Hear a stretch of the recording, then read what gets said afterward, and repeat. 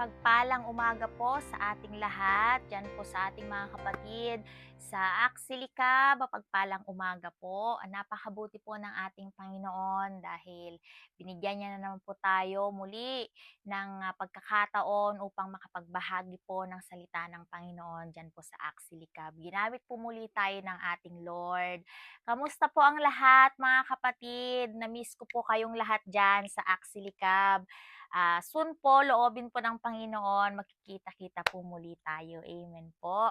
Mapagpalang Sunday po sa bawat isa at sa umagang ito, nais ko pong ibahagi ang isang short lang po yung mensahe natin, pero alam ko pong may gustong ipa-realize sa atin ng ating Panginoon. At bago po tayo magsimula, puwede po bang, magbukas po tayo sa ating Bible sa Book of Jeremiah chapter 2 verses 5 to 13. Ayan po. Pa-flash din po sa screen po natin ni Pastora. Sabi po sa Jeremiah chapter 2 verse 5 to 13, "This is what the Lord says. What fault did your ancestor find in me, that they strayed so far from me? They followed worthless idols and became worthless themselves. They did not ask, 'Where is the Lord who brought us up out of Egypt and led us through the barren wilderness, through a land of desert and ravines, a land of drought and utter darkness, a land where no one travels and no one lives?' I brought you in a fertile land to eat its fruit and rich produce, but you came and defiled my land and made my inheritance detestable. The priest did not ask, 'Where is the Lord?' Those who deal with the law did not know me. The leaders rebelled against me. The prophets prophesied by Baal, following worthless idol." Verse 9, "Therefore I bring charges against you, again declares the Lord. I will bring charges against your children's children. Cross over to the coast of your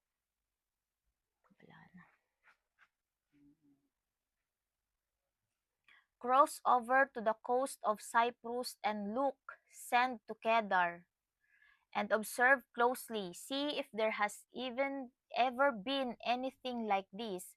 Has a nation ever changed by its God? Yet they are not gods at all. But my people have exchanged their glorious God for worthless idols. Be appalled at this, you heavens, and shudder with great horror, declares the Lord. My people have committed two sins. They have forsaken me, the spring of living water, and they have dug their own cisterns, broken cisterns that cannot hold water. Yan po ang mensahe natin sa gabing ito mga kapatid. Pwede po ba tayong yumuko at panandalian po muna tayong manalangin? Yes, Lord, Ama namin nasa langit, Panginoon. Patuloy po kami nagpapasalamat, Lord, sa panibagong umaga muli, Lord, na ipinagkaloob niyo po sa aming mga buhay. Lord, sa mga oras na ito, na-acknowledge po namin ng iyong presensya, Panginoon. Pangunahan niyo po kami sa aming gawain, Lord God, sa pagbabahagi ng iyong salita, Panginoon. Lord, itago niyo po ako sa iyong likuran, Lord, at yung kabanalan mo lamang, yung kalooban mo lamang siyang maihayag. Ganun din po, Panginoon, dalangin po namin, Lord, pour out your knowledge and wisdom, Panginoon, sa mga anak mo, Lord God, upang maunawaan po namin, Lord, yung nais mong iparating sa amin sa araw na ito, Panginoon. Maraming salamat, Lord, sa pagmamahal mo, Panginoon, sa kabutihan mo. Patuloy ka naming pupurihin, Panginoon, patuloy ka naming dadakilain at itataas ang iyong tanging pangalang Jesus. Ito lamang pong aming samot dalangin. Amen. Ang title po ng ating pag-aaralan sa araw na ito ay Running After Emptiness. Ayan po ang ating title. Bago po tayo magsimula mga kapatid, mag-iiwan po muli tayo ng katanungan at sasagutin po natin yan sa umagang ito base po sa ating context. Amen po. Dalawang question po, pa-flash po yan sa ating screen ni Pastora. Number one question, how does it mean to be running after emptiness? Pangalawa po, are you running after emptiness? Mga kapatid, na-experience nyo na po ba ang magkaroon ng empty spirit? Yung magkaroon ng spiritual emptiness? Di ba napakahirap po niyang maramdaman? Ang mensahe po ng ating Panginoon sa umagang ito ay maikli lang po mga kapatid. At ang purpose po natin ay ma-realize natin na we are empty. Sabi nga ng ating Panginoon, apart from me, you can do nothing.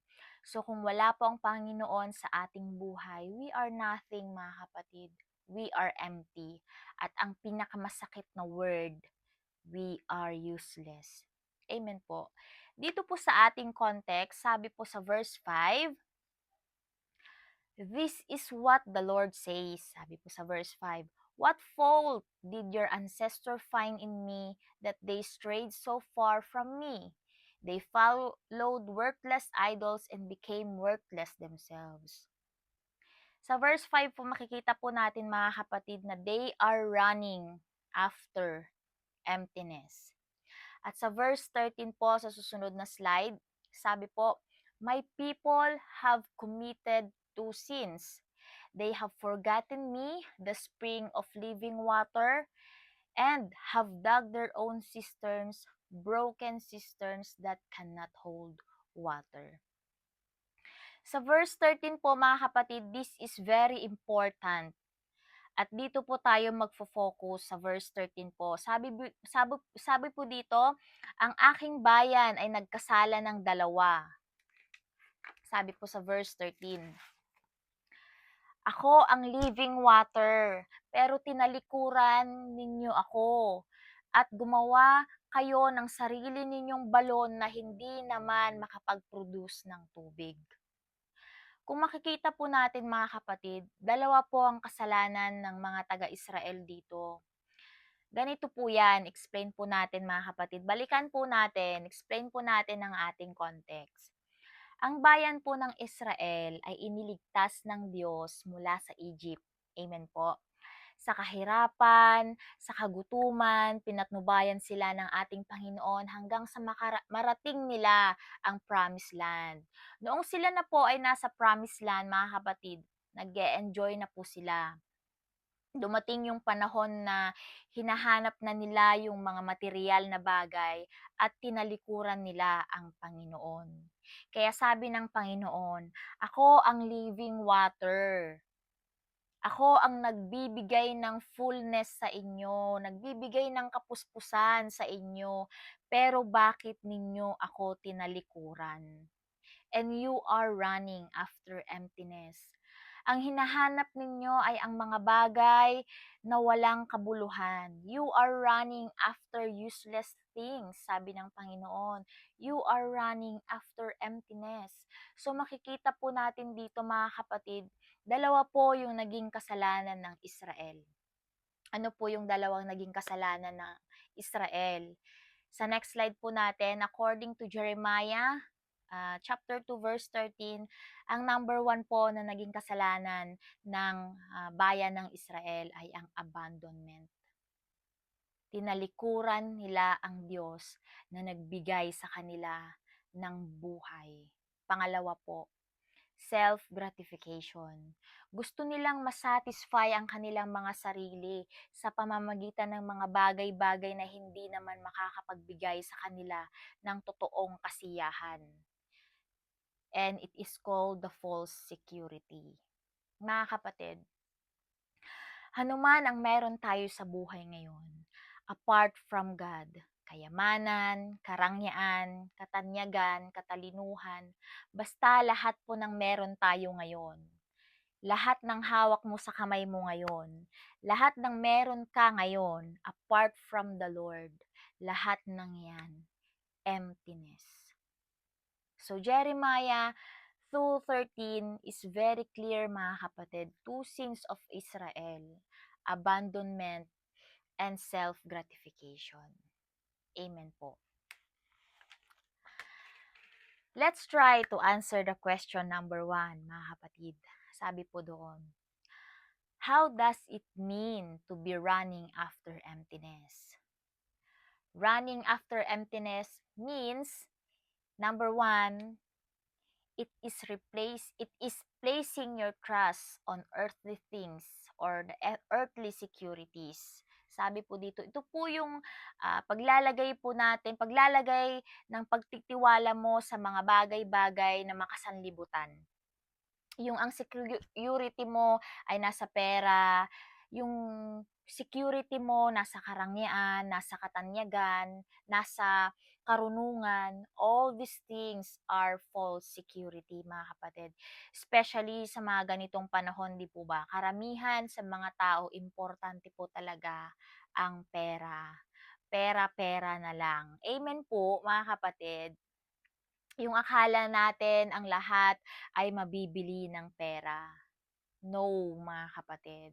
There are things that money cannot buy. Amen po. Kapag ang hinahanap natin ay kayamanan, kapag hinahanap natin karangyaan, anything apart from the Lord, that is false security. Well, sa mga physical na bagay, kinakailangan naman talaga natin ng insurance. Kaya need po talaga natin ng pera, amen, para makapag-insured po tayo. That is good, mga kapatid.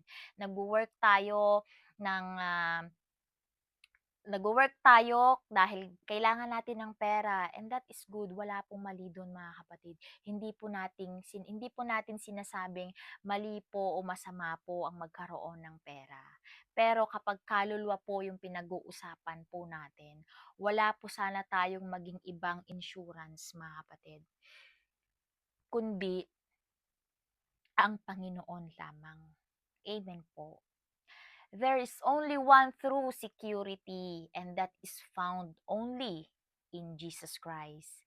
Amen. Mga kapatid, nasaan po ang security natin sa mga oras na ito? Nasaan po ang security mo sa mga oras na ito?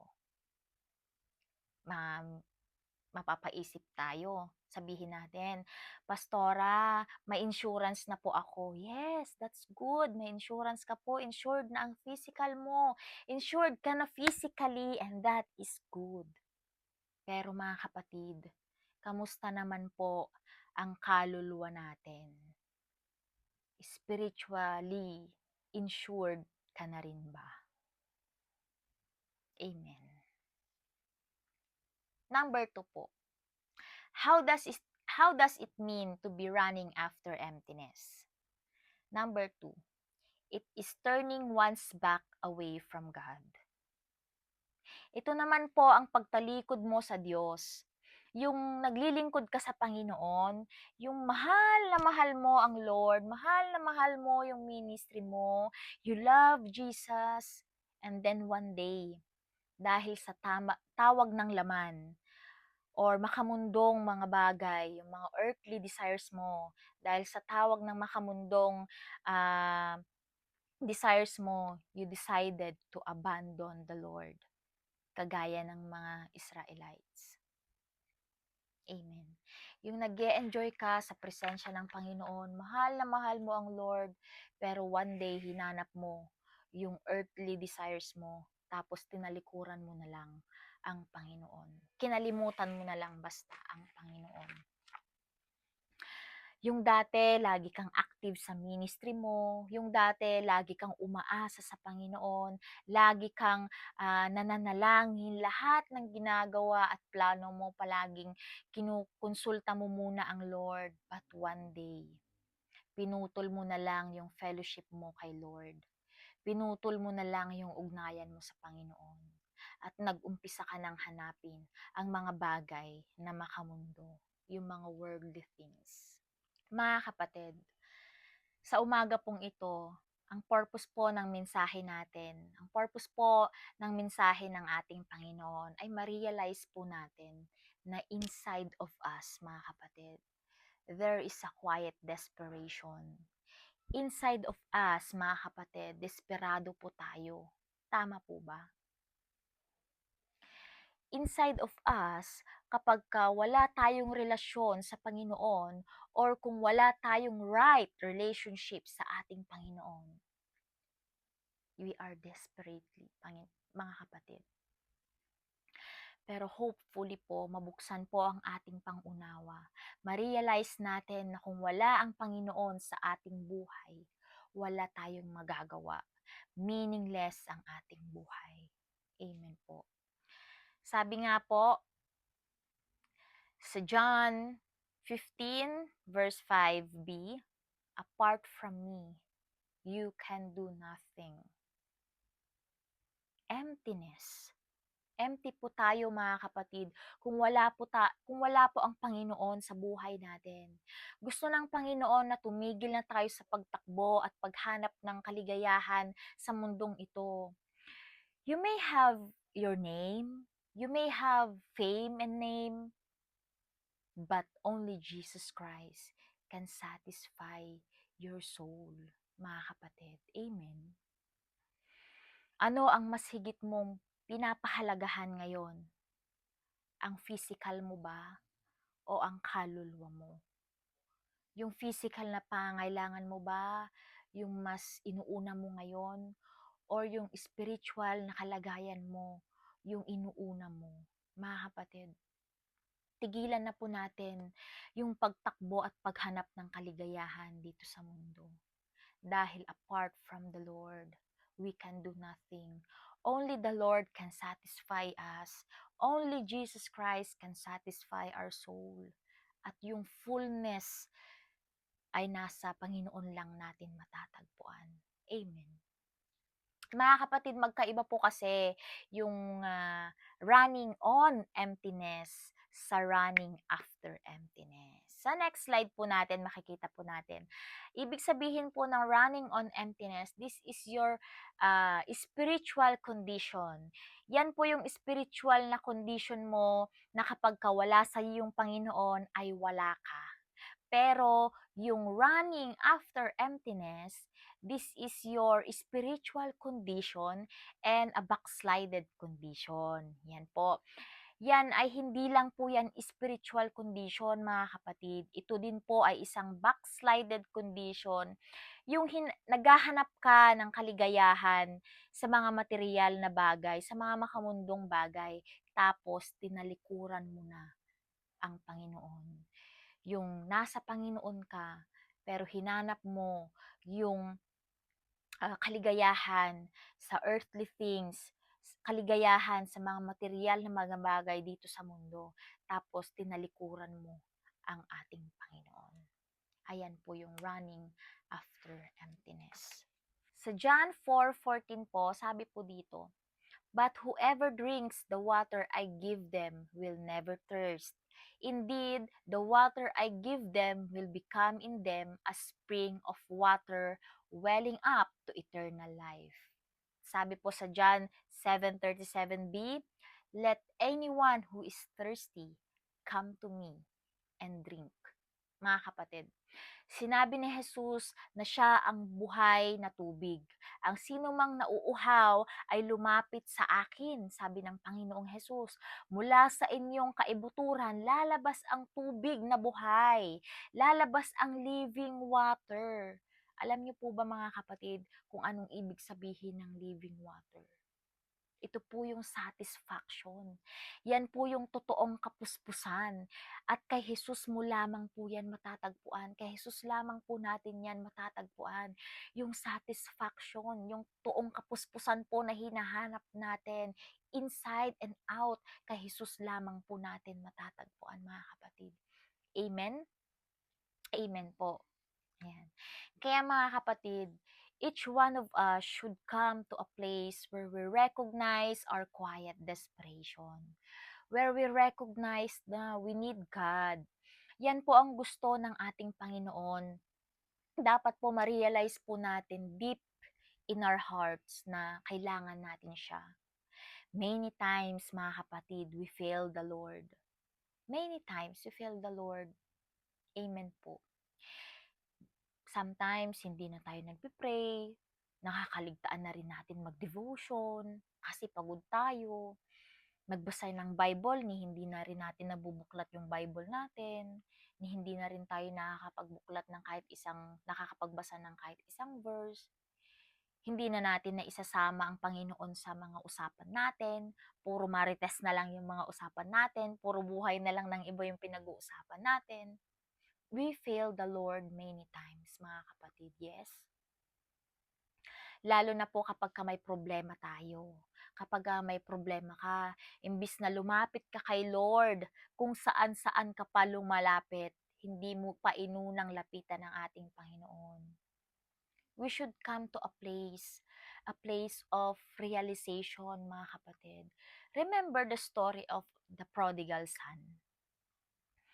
Pagkatapos na kunin ang lahat ng mana niya sa kanyang ama, iniwanan niya ang kanyang ama. Di ba pa? Di po ba yung story ng The Prodigal Son? Pagkatapos niya ng kunin yung kayamanan niya, umalis na siya, iniwanan niya na yung kanyang tatay. Binaldas niya sa earthly things ang pera niya hanggang sa dumating sa point na walang-wala na siya. Sabi ng Bible, naghanap siya ng trabaho pero wala. Pero wala siyang nahanap dahil taggutom sa lugar na yon nung mga panahon na yon. At natagpuan niya ang kanyang sarili na nagpapakain ng baboy. Samantalang siya walang makain. At sabi ng Bible, he came into himself. Saan siya nagpunta? Into himself. He came into himself. Mga kapatid, that is self-realization. Sabi ng prodigal son, mabuti pa doon sa bahay ng aking ama, maraming pagkain, samantalang ako. See, mga kapatid, dapat ma-realize po natin na we are empty apart from the Lord. Amen po. At ang maganda po dito sa story ng prodigal son, mga kapatid, ay yung naging decision niya. Sabi niya, babalik na ako sa aking ama. Amen. Mga kapatid, we should come into a realization na masabi natin na, God, we are desperate without you. God, we are desperate without you. Lord, desperado ako kung wala ka. Lord, I am desperate for you. I am desperate without you. Sabihan nga po natin, mga kapatid,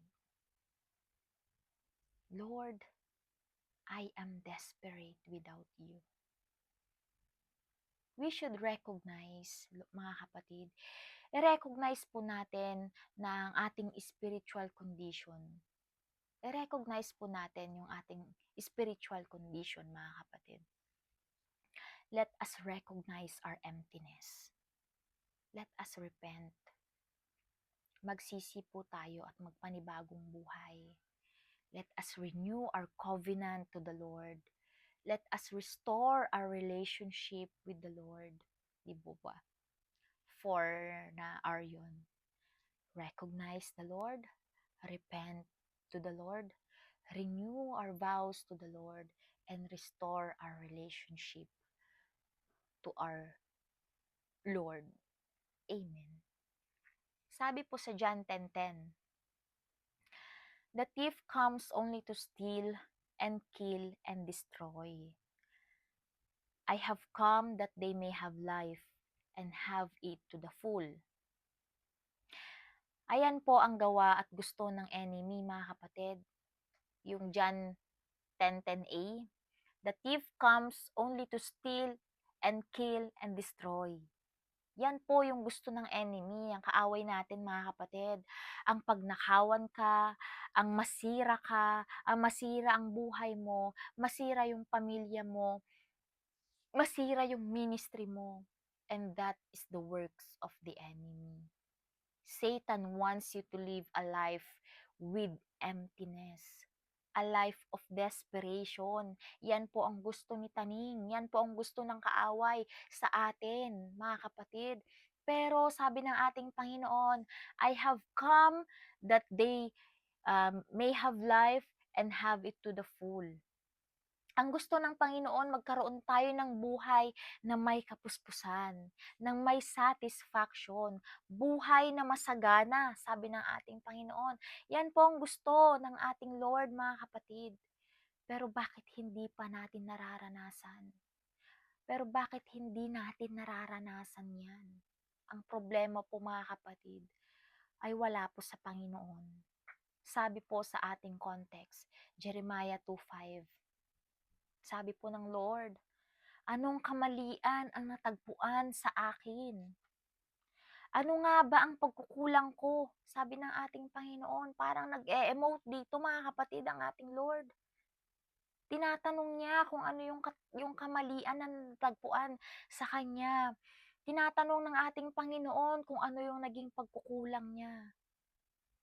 Ano bang naging pagkukulang ko? Bakit ninyo ako tinalikuran? Ako ang tubig na buhay, sabi ng ating Lord. Bakit niyo ako tinalikuran? At naghanap kayo ng balon na hindi naman makapagbigay sa inyo ng tubig. Ayan po ang problema sa atin, mga kapatid. Amen. Hindi natin makita, hindi tayo makontento sa ibinibigay na satisfaction sa atin ng ating Panginoon. Amen. Naghahanap pa tayo ng kaligayahan sa labas, sa earthly things na alam naman natin na pansamantala lang. Uulitin ko po, mga kapatid, only Jesus Christ can satisfy us. Next question na po tayo, mga kapatid. Are you running after emptiness? Mga kapatid, let's examine ourselves. Are we running after emptiness? Today, mga kapatid, let us sincerely desire to be directed and to be empowered by the Holy Spirit. Amen. Magkaroon po muna tayo ng realization. Realize natin, mga kapatid, magkaroon po tayo ng kauhawan sa ating Panginoon. Amen po. Sabi po sa Matthew 5:6, Blessed are those who hunger and thirst for righteousness, for they will be filled.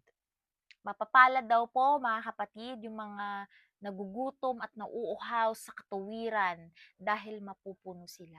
Pupunuin sila at bubusugin sila ng ating Panginoon. Amen? Sino po dito ang hunger and thirst for righteousness? Mga kapatid, you will be filled by the Lord. Amen po. Claim po natin yan. Ngayon po, mga kapatid, dalawang klase lang naman po ang buhay na meron ng isang tao. Sa next slide po natin, makikita po natin dyan yung dalawang basket. Dalawang klase lang po ng buhay meron ng isang tao. It's either you're empty or you're full. Mga kapatid, saan po tayo ngayon? Are we empty or are we full?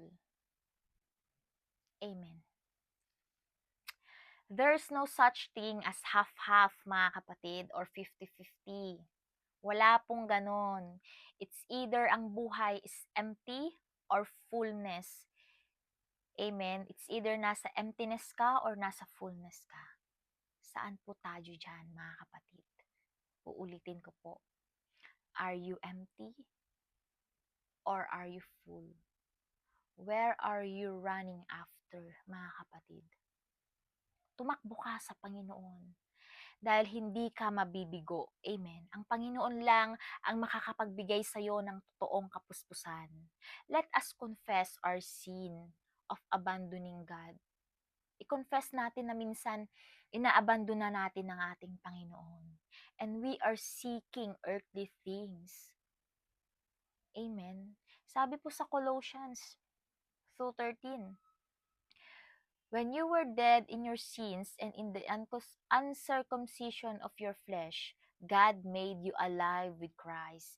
He forgave us all our sins. Sabi po sa Colossians, mga kapatid, dahil patay na tayo sa kasalanan, noong tayo ay lumapit sa ating Panginoon, pinatawad niya na tayo, pinatawad niya ng ating mga kasalanan sa lahat ng ating mga kasalanan.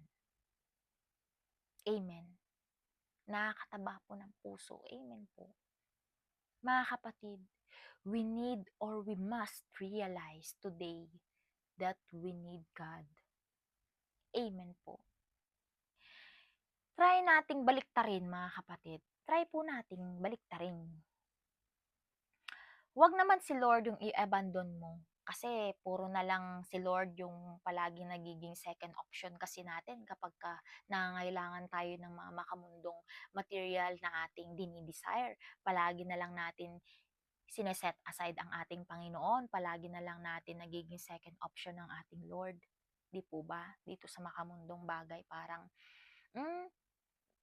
yung priority natin, hindi ang pagsisimba, kundi yung paggagala, parang ganun. Try nating baliktarin, mga kapatid. Huwag si Lord ang i-abandon mo. Huwag si Lord. Yung earthly things naman ang i-abandon mo. Sige nga po, yung mga earthly desires naman yung i-abandon mo. Yun naman yung maging second priority mo.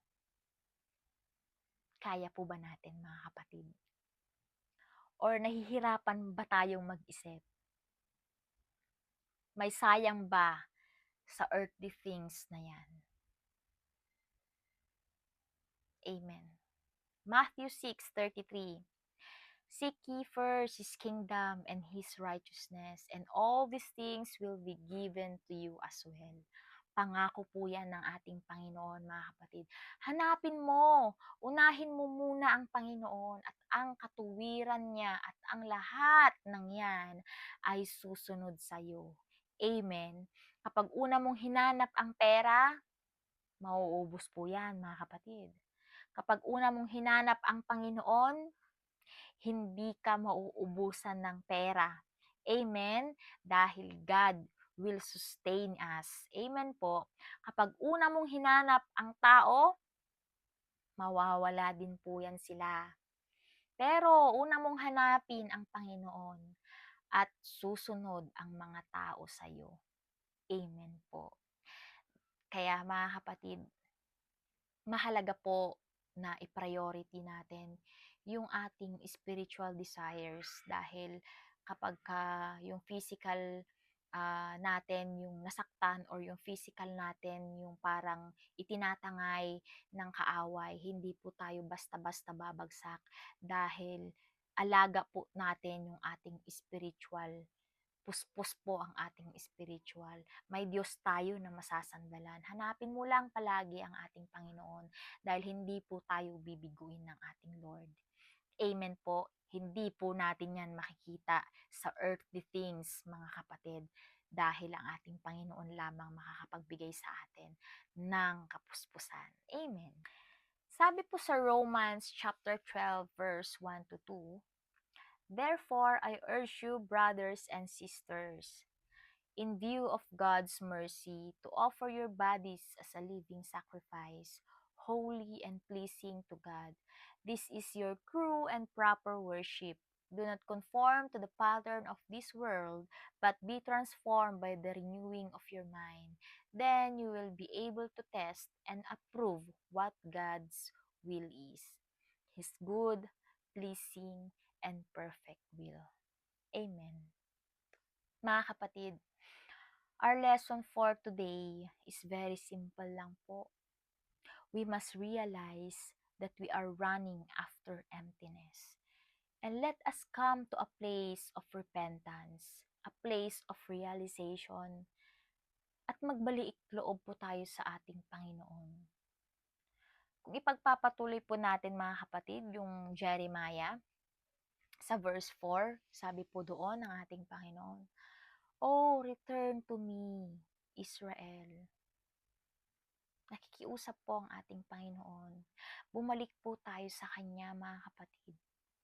God hates sin, but God does not hate the sinners. Our lesson, mga kapatid, sa umagang ito, the life of emptiness is when you place your trust on earthly things and earthly securities. And when you turn your back away from the Lord. Mga kapatid, kung nangyayari po sa atin yun, then we are empty. Then you are empty. If you place your trust on earthly things, and when you turn your back away from God, then we are empty. Remember the story of the 10 virgins, mga kapatid. Hindi nakasama yung 5 dahil empty ang lampara nila. Walang oil. Empty. Naalala nyo, mga kapatid, nung nagutom si Jesus, tapos yung paglalakbay nila Jesus, kasama yung mga disciple niya, nagutom siya. Nilapitan niya yung isang fig tree. Ang yabong ng fig tree, ang yabong. Nilapitan niya, naghanap siya ng bunga, pero wala siyang makita. Puro dahon lang. Sabi ng Panginoon, ikaw na puno magmula ngayon, hindi ka na magbubunga. Empty. Mga kapatid, ayaw ni Lord na mabuhay tayo ng may emptiness. Gusto ng ating Panginoon na every part of our life mayroong fullness. We must realize that we are empty without Him. Amen po. Kagaya ng isang sasakyan, mga kapatid, hindi mo pwedeng paandarin ang isang sasakyan kung walang gasolina. Tayo din po, mga kapatid, kung wala tayong Espiritu ng Diyos, kung wala tayong salita ng ating Panginoon sa buhay natin, mahirap pong tumakbo. Kapag pinilit po nating patakbuhin ang sasakyan na walang gasolina, ano pong mangyayari? Masisira po. Ganyan din po tayo, mga kapatid. Kung wala tayong salita ng Diyos na baon at kung wala ang Espiritu ng Diyos sa ating buhay, mahirap po yun. Hindi po tayo magiging maayos. Amen po. Sa conclusion na po tayo, mga kapatid. Sabi po sa Colossians chapter 2 verse 10, and in Christ you have been brought to fullness. He is the head over every power and authority. Mga kapatid, ang aking panalangin na ang bawat isa po sa atin ay mapuspos at mapuno. This is not about the material things, mga kapatid. 2025 na. Are you still running after emptiness?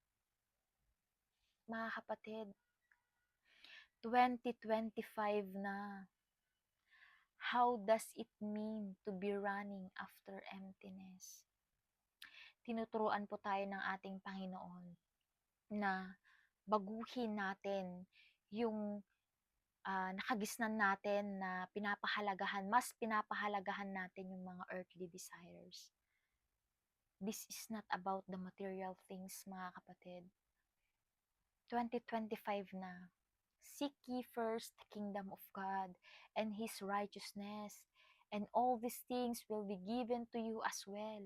Unahin naman po natin ang ating Panginoon sa ating buhay. Dahil ang pangako ng ating Panginoon, ipagkakaloob niya ng siksik, liglig, at umaapaw yung pagpapala niya, magtiwala lang tayo sa Kanya. Unahin lang natin ang ating Panginoon. Huwag nating problemahin yung kailangan natin sa mundo. Dahil meron tayong tatay na nasa langit. Ano pang problema mo? Huwag mo nang problemahin yun. Unahin mo ang ating Panginoon. Problema na yan ng ating Lord. Amen? Problema yan ng tatay natin. Siya ang bahala sa atin. Amen? Tatay natin siya eh. Pangako niya yan sa atin. Ang problemahin natin, mga kapatid, kung paano tayo laging nakadikit sa Kanya. Dapat committed tayo palagi sa ating Panginoon. Hindi dapat tayo committed sa ating Panginoon. Mga kapatid, magkaiba po yun. Imbis na lumalago ka sa Panginoon, kumikitid ka sa Panginoon. No, mga kapatid. We must commit to the Lord. let us commit to the Lord. Committed ka dapat sa salita ng ating Panginoon. Huwag po tayong committed. Amen. God's will for us is to live in fullness and not in emptiness. You will never find your true security on material things. Hindi po yan permanente. Nawawala po yan. Hindi ka yan masasatisfy. Mapapasaya ka panandalian, pero it's not the true satisfaction na hinahanap po natin. Amen. You will never find your true security on material things, mga kapatid. Money is not everything. Fame is not everything. Only Jesus Christ can satisfy us. Amen. Kaya we need to realize that we are empty. Dahil kapag na-realize natin na empty tayo, doon po tayo lalapit sa ating Panginoon. Ang totoong pinanggagalingan ng kapuspusan, ang totoong pinanggagalingan ng kaligayahan at kayamanan. Amen po. Mga kapatid, sa oras na ito, i-recognize natin na we are empty. Let us recognize, mga kapatid, na we are empty. Magsisi tayo, let us repent. Magpanibagong buhay tayo sa ating Panginoon. Let us renew our covenant to the Lord. Let us restore our relationship to the Lord. Walang maitatago, wala tayong maitatago sa ating Panginoon. God is all-knowing God. Kilala niya tayong malaulo hanggang paa, mga kapatid. At i-recognize lang natin na we are empty without the Lord. Lumapit tayo sa ating Panginoon. Let us repent. Let us renew our covenant. And let us restore our relationship to our Lord. Amen po. 2025 na, mga kapatid. 2025 na. At natapos na naman po yung isang buwan. Napakabilis lang. February na, mga kapatid. Dapat hindi na tayo tumatakbo na empty. Amen po. Dapat tumatakbo tayong kasama ang ating Panginoon. Amen. Amen. Ipag-pray po natin yan na dapat hindi na tayo empty. Dapat meron na tayong baon. Dapat meron ka ng Panginoon na pinagmamalaki. Hindi tayo perfect, mga kapatid. But we are trying to be holy sa harapan ng ating Lord. Amen po. Na pray ko po, ang panalangin ko po sa umagang ito na turuan tayo ng ating Panginoon na i-place yung trust natin sa ating Lord and not on earthly things. Amen po. Pwede po ba tayong tumayo, mga kapatid, para po sa ating panalangin? Yes, Lord, hallelujah, Panginoon. Maraming salamat, Lord, sa araw na ito, Lord, sa mensahe mo, Panginoon. Lord, turuan niyo nga po kami, Panginoon, na maglingkod sa iyo, Panginoon, ng may katapatan, Lord. Kung paano ka nagiging matapat sa amin, Panginoon. Lord, ganun din po sana kami, Panginoon. Tulungan mo kami maging matapat sa iyo, Panginoon.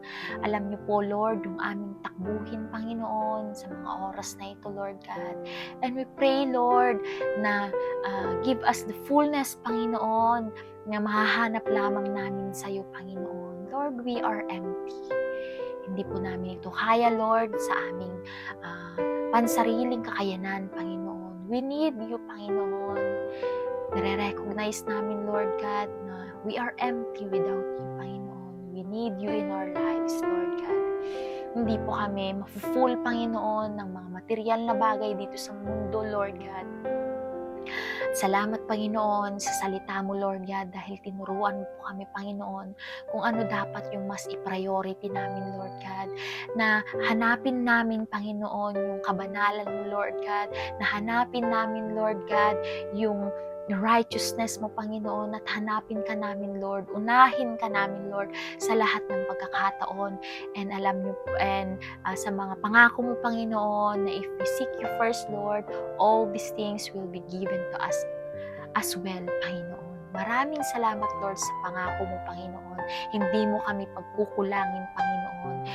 Pananatilihin mo, Panginoon, yung buhay namin, Lord, ng puspos, Panginoon, yung full satisfaction, Lord God, ng aming physical, Lord, especially ng aming spiritual na pangangatawan, Panginoon, spiritual life, Lord God, magiging fullness ito, Panginoon, magiging satisfied ito, Lord God, mahahanap lamang namin yun, Panginoon, sa tanging pangalan mo, Panginoon. Right now, Lord, ibinababa namin ang lahat ng meron kami, Panginoon.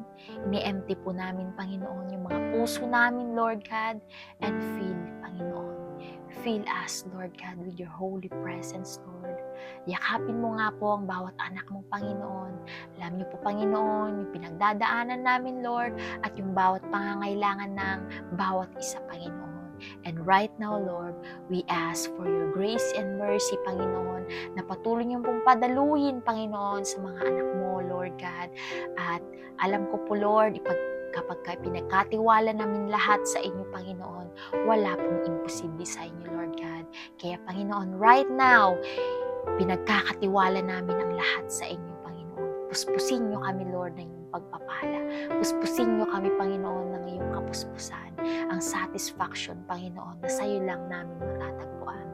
Sa mga oras na ito, Panginoon, help us to place our trust in you alone, Lord, and not on the earthly things, Panginoon. Help us to focus our eyes in you alone and not to turn away from you, Lord God. We are desperate without you, Lord. Only you, Jesus, can satisfy us, Lord. Only you, Jesus, can satisfy our needs, Panginoon. Maraming salamat, Lord God. Maraming salamat, Panginoon. And you, Panginoon, have been brought to fullness, Panginoon. You are the head over every power and authority. Maraming salamat, Lord. Binabalik namin ang pinakamataas na papuri po sa salamat. Pagdakila, pagsamba, sa tayong pangalan mo lamang, Jesus. Amen. Maraming salamat po, mga kapatid. Pagpalain po tayo ng ating Panginoon sa araw na ito, and we declare yung katagumpayan na naman po ng ating Lord sa ating Sunday service sa araw na ito. God bless us all, mga kapatid, at miss ko po kayong lahat dyan sa Axilicab. Mapagpalang umaga po sa inyong lahat. See you po. God bless po. Ako po ang iyong lingkod, Pastora Diana po.